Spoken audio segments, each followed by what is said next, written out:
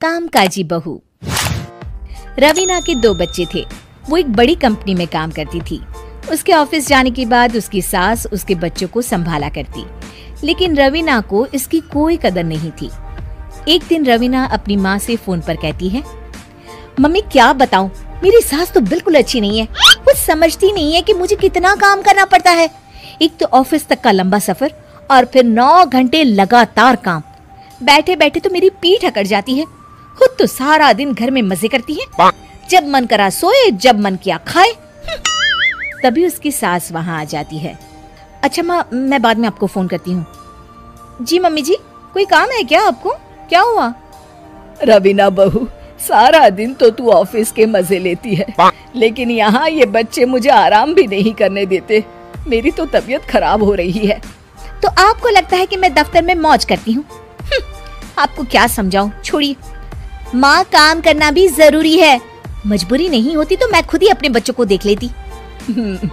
अब आज तो छुट्टी है ना, आज तो कम से कम घर का काम कर ले। बहू काम शुरू करती है। बच्चे के साथ काम करना उसके लिए असंभव हो जाता है।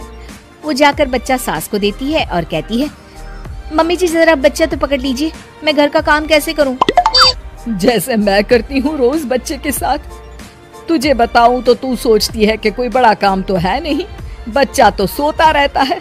अब देख लिया। खैर, बस मैं यही तुझे समझाना चाहती थी। ला, बच्चा मुझे दे और काम कर। बहू मुंह बनाकर वहां से चली जाती है। वो मन में सोचती है, बात तो सही है, बच्चे के साथ घर का काम करना असंभव है।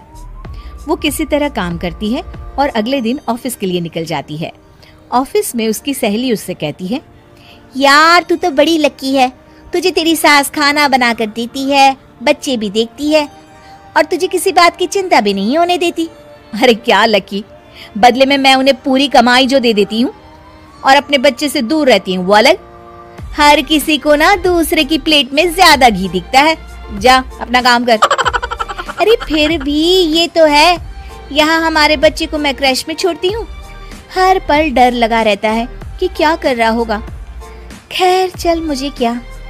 बहू घर आती है तो देखती है कि उसकी सास उसके बच्चे को बड़े ही प्यार से खिला रही होती है। वो माँ को देखकर खुश हो जाता है।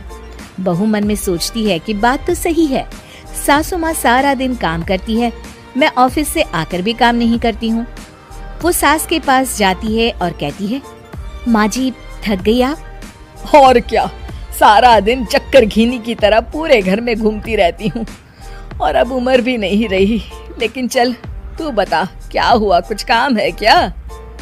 बहू कुछ नहीं कहती, मुस्कुराकर वहाँ से चली जाती है। लेकिन अगले दिन सुबह सुबह बहू सास से पहले उठकर उन्हें चाय देती है। अरे आज सूरज कहाँ से उगा है, तू पहले उठ गई? चल अच्छा किया, मरने से पहले तेरे हाथ की चाय तो पी ली। चलो अब चलकर किचन में लगूं।